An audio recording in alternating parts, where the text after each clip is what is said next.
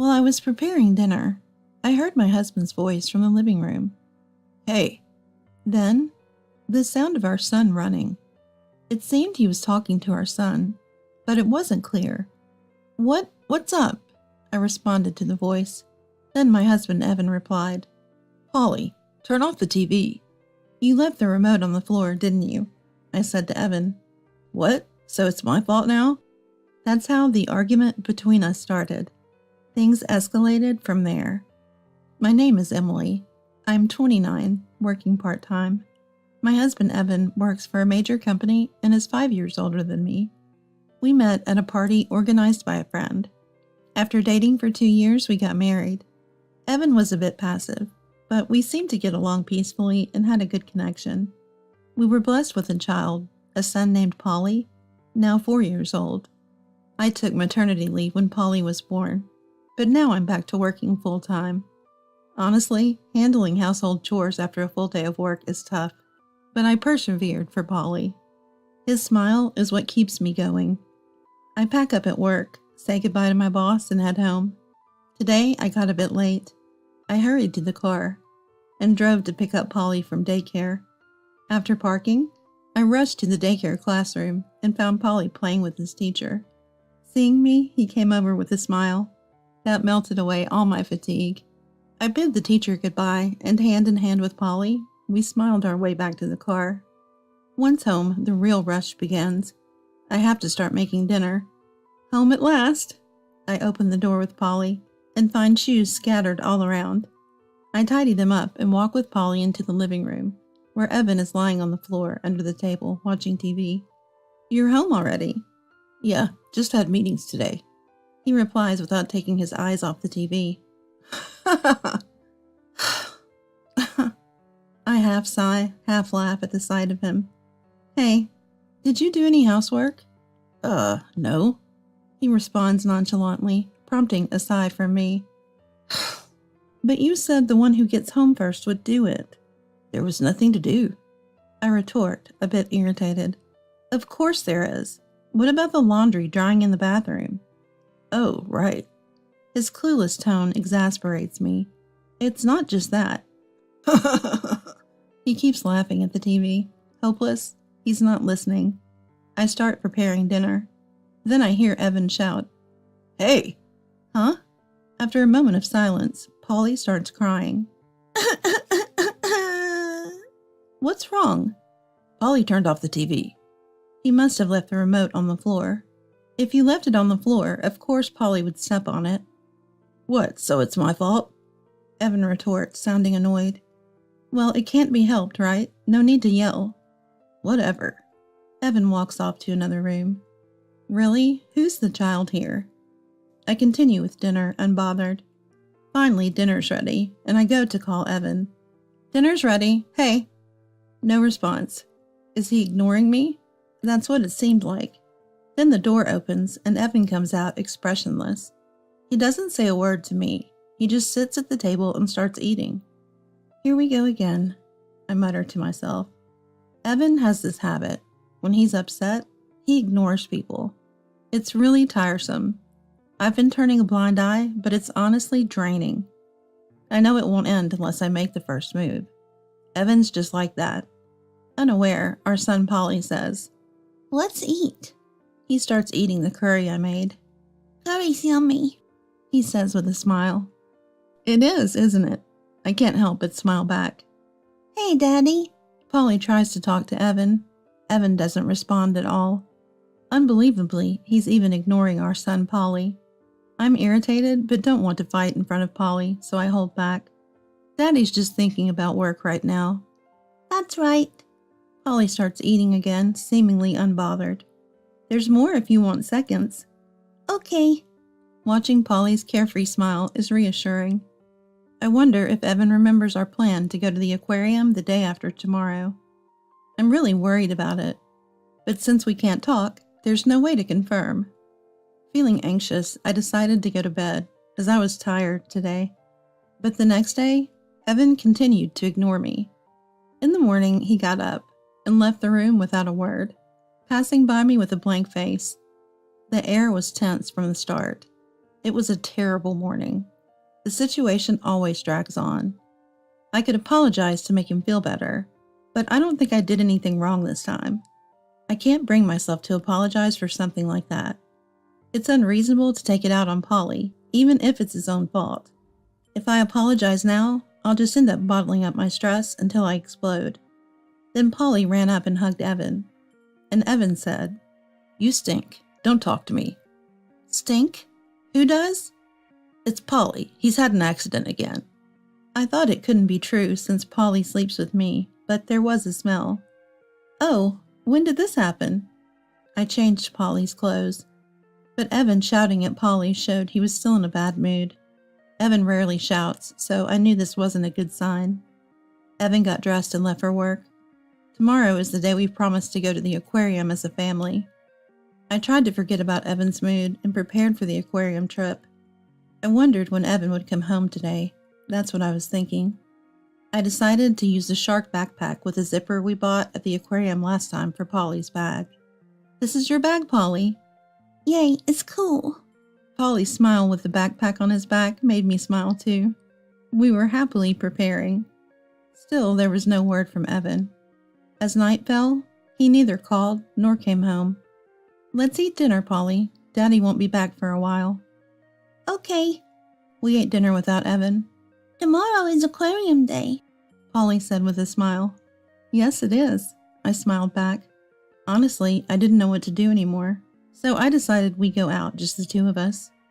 "Polly, let's go to the aquarium, just us tomorrow." "What about Daddy?" Polly looked puzzled. "Daddy seems to be busy with work."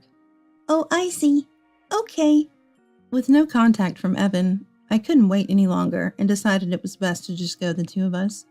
Besides, I didn't even know if he remembered our promise, so I made up my mind to go alone.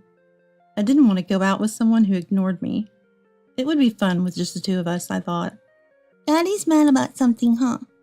Polly seemed to sense something. "Really, I don't understand. Maybe he's just tired. Let's just go by ourselves tomorrow." "Yeah, I'm excited." Polly seemed happy, and I felt a bit relieved. We finished dinner and we were getting ready for bed when a message came on my phone. 1 penny per character. I was taken aback. It was a message from Evan. 1 penny per character? I didn't understand, but replied, "What are you talking about? By the way, Polly and I are going to the aquarium alone tomorrow." Then he replied, 25 characters, 25 cents. Can that be settled in dollar increments? I felt my face get hot with anger. Then a shocking photo followed.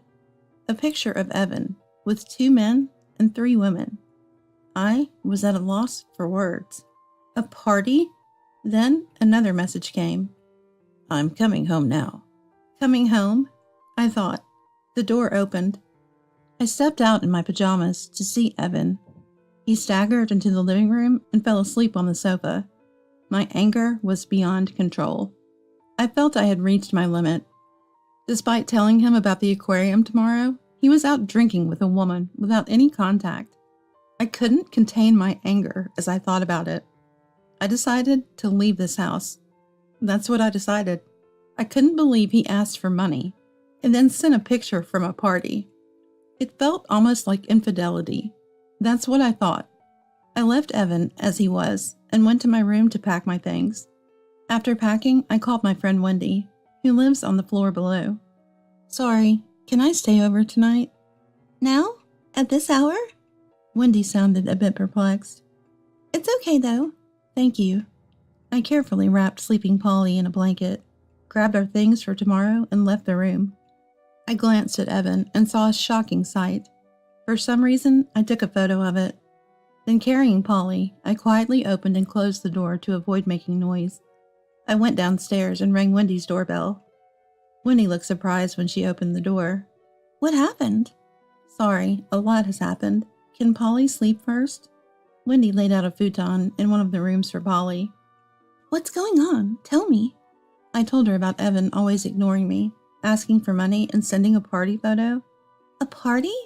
"Yeah, it makes no sense, right?" I was confused as I talked. "It really doesn't." Wendy looked puzzled.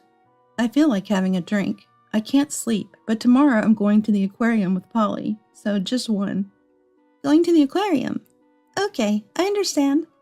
Wendy got a beer from the fridge and opened it for me. Thanks. Sure. I drank one can and fell asleep while venting. Wendy woke me up early in the morning. She had covered me with a blanket and let me sleep on the futon after I had fallen asleep. Sorry, I didn't realize I had fallen asleep. Thanks for the futon. I felt well rested. Maybe because I got all my complaints out. Hey, can I use your shower? Of course. I quickly showered and changed into the clothes I brought. I glanced at the clock. It was about time for Polly to wake up, so I hurried. After getting dressed, Polly woke up. He was surprised at first, but then smiled when he saw Wendy. Hey, it's Wendy. Long time no see, Polly. Their conversation was comforting. I can go to the aquarium with you and your mom today. Wendy gave me a knowing look. Really? Yay!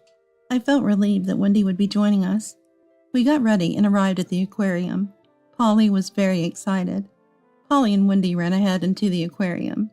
Having Wendy there was truly a relief. She took care of Polly, allowing me to just watch them from behind. At the interactive section, Polly and Wendy laughed and had fun.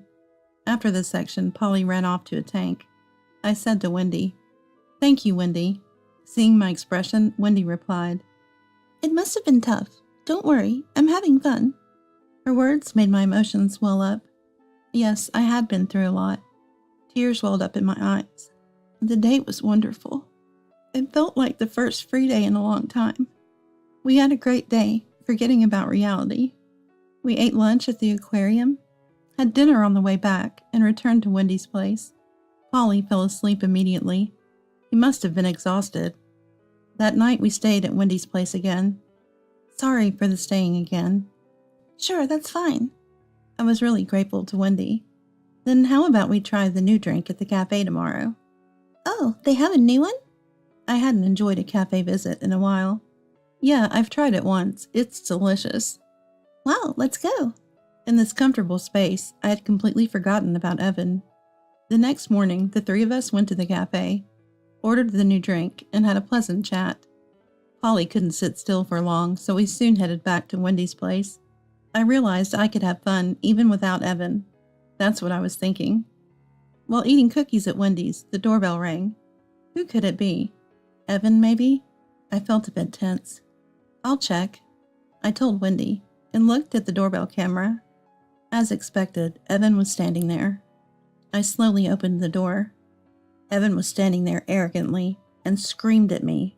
So, you were here after all. Don't just leave without saying anything. He was furious.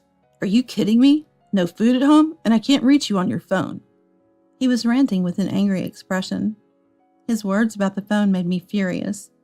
Why would I reply when you're talking nonsense like charging a penny per character?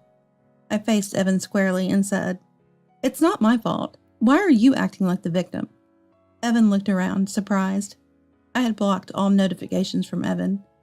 I even set my phone not to ring for his calls. I had completely forgotten about him while having fun with Wendy. Hearing the commotion, Wendy came out. I gestured to her that I was okay and tried to keep her from coming closer. But I could feel Wendy's presence behind me. I told Evan, It's your fault, isn't it? You blame Polly for your mistakes, and when I pointed out, you start ignoring me.